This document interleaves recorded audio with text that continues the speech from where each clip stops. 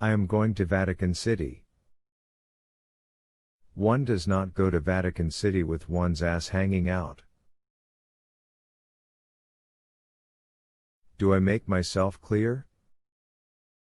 Dr. Jacobus swallowed hard. Get this man something to wear.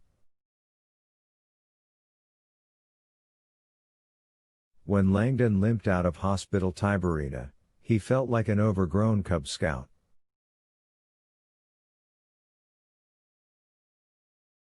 He was wearing a blue paramedic's jumpsuit that zipped up the front and was adorned with cloth badges that apparently depicted his numerous qualifications.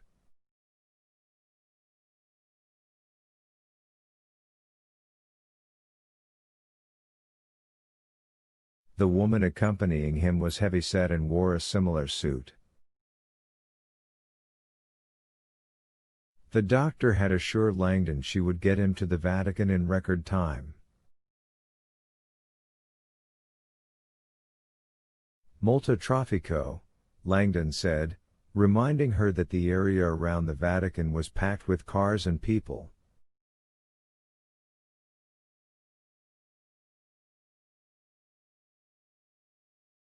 The woman looked unconcerned.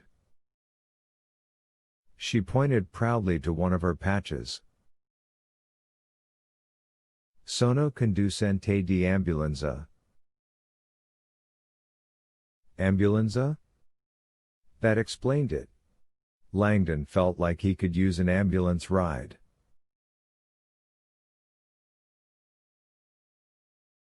The woman led him around the side of the building. On an outcropping over the water was a cement deck where her vehicle sat waiting. When Langdon saw the vehicle, he stopped in his tracks. It was an aging medevac chopper. The Hall Reed Aero Ambulanza. He hung his head. The woman smiled. Fly Vatican City. Very fast.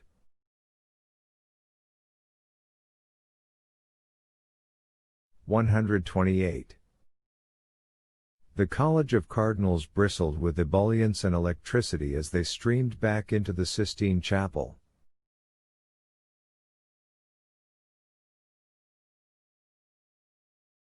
In contrast, Mortati felt in himself a rising confusion he thought might lift him off the floor and carry him away.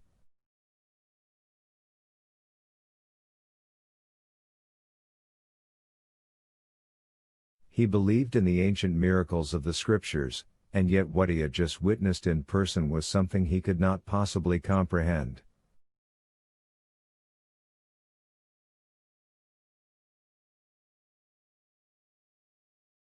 After a lifetime of devotion, 79 years, Mortati knew these events should ignite in him a pious exuberance, a fervent and living faith.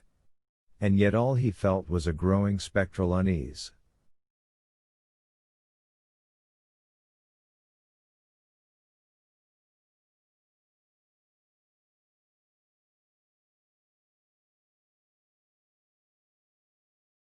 Something did not feel right. Signore Mortati! A Swiss guard yelled, running down the hall.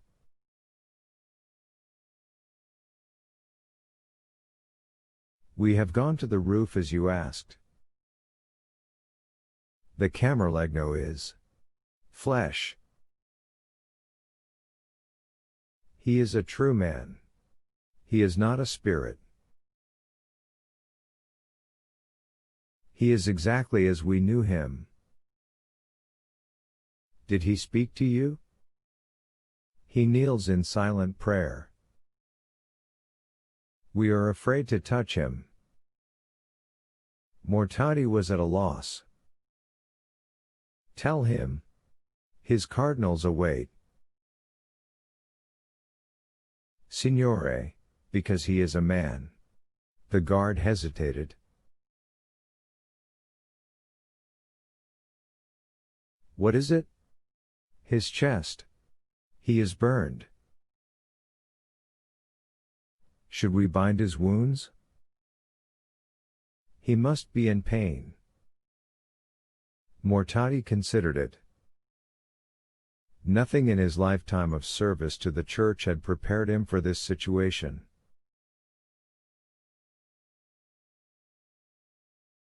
He is a man, so serve him as a man. Bathe him. Bind his wounds.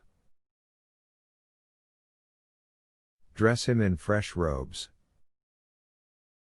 We await his arrival in the Sistine Chapel. The guard ran off. Mortati headed for the chapel. The rest of the cardinals were inside now. As he walked down the hall, he saw Vittoria Vetra slumped alone on a bench at the foot of the royal staircase.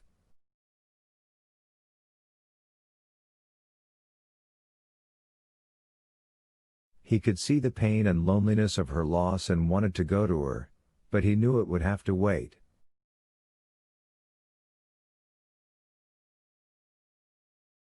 He had work to do, although he had no idea what that work could possibly be.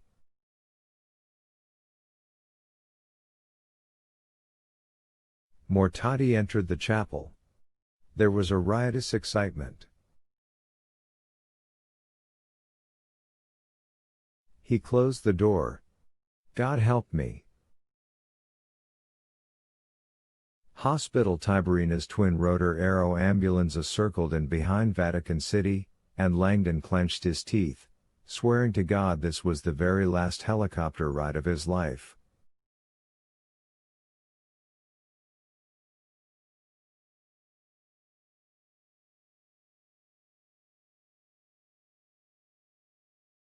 After convincing the pilot that the rules governing Vatican airspace were the least of the Vatican's concerns right now, he guided her in, unseen, over the rear wall, and landed them on the Vatican's helipad.